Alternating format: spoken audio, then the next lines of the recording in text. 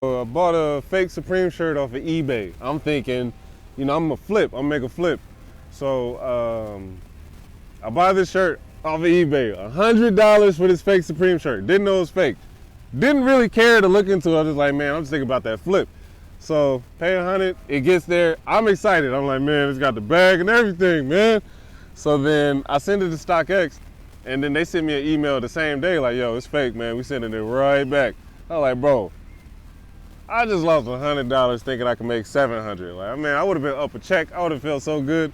But in that moment, it was like, why am I wasting this money on these brands when I could just buy my own, build my own, you know what I mean? And then it's not my goal to have people waiting outside the store or killing themselves over getting an exclusive. I don't want that. I want an inclusive community where everyone feels safe, everyone feels welcome, and everyone has a fair chance to be fresh. Even if you don't get the one drop, there's gonna be something even fresher on the way, you know what I'm saying? And I've really been reducing the brands I've been buying, you know what I'm saying? Like everything I got on, I've already had, I don't really buying nothing else, you know what I'm saying? Like I got enough Ralph Lauren polos, I got enough, you know what I mean? So it's just been about putting my money into my own campaign and just letting people see that I'm serious.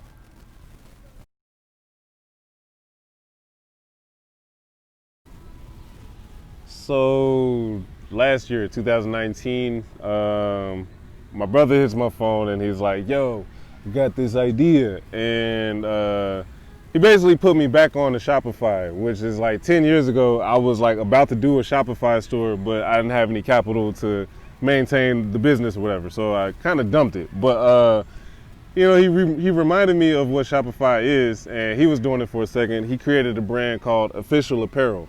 And you advertise these products on your website, people buy it, you fulfill send it to them. Selfie sticks, camera lenses, stuff like that.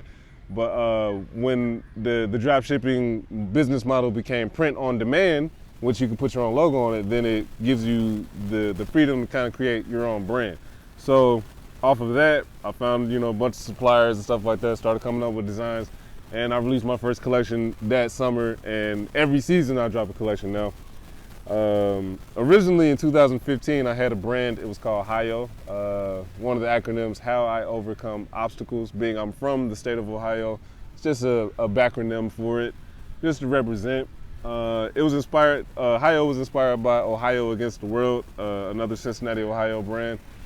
But after that, I want to say it was like 2018, I was thinking of trying to do another brand, but I didn't know what I wanted to call it. And I just had this one idea in my mind. It was a phrase that just kept saying, we used to be naked, we used to be naked. And it was like, man, I can't really make anyone like want to buy that, you know what I'm saying? So I guess from 2018 up until that summer of 2019 is when I condensed it to Once Nude, and then created an idea behind it.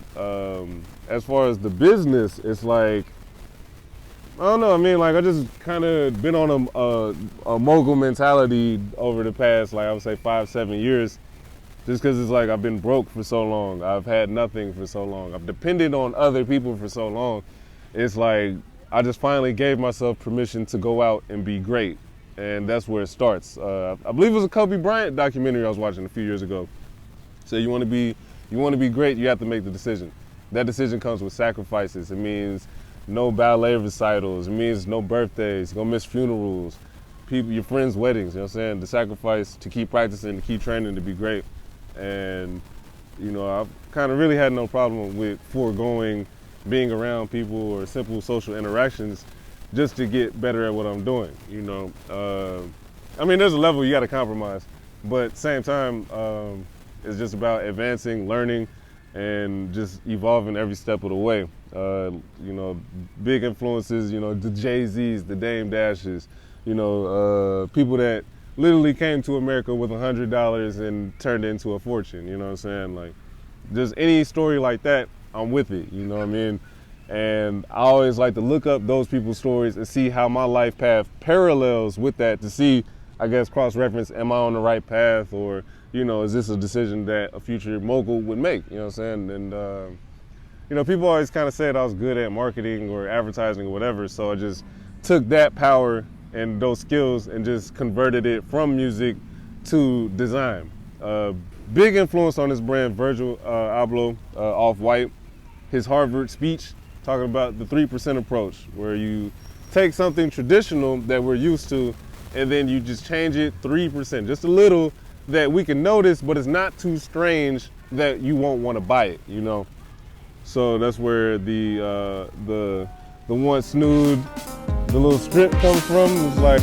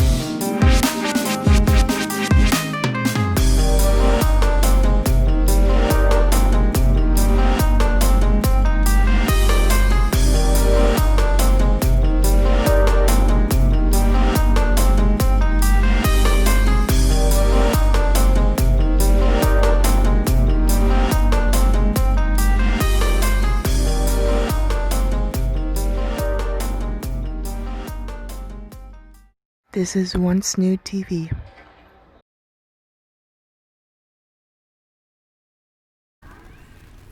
I say if I could go back 6 years ago and tell myself anything, I'd say save that money, man. Like, save it, save it, save it, save it. Don't worry about right now and a good time and trying to impress some women that ain't even thinking about you, you know what I'm saying? They made a decision who they gonna give it to when they seen them, you know what I'm saying? So, you know, just focus on what's important in the moment and setting yourself up for a better future so that when you get to that future and that future becomes your present, you can look back like, thanks past me for setting me up for good moves, instead of like, I wish I did this. You know what I'm saying? You don't want to be, I regret, I wish, you know what I'm saying? You want to be satisfied where you are now.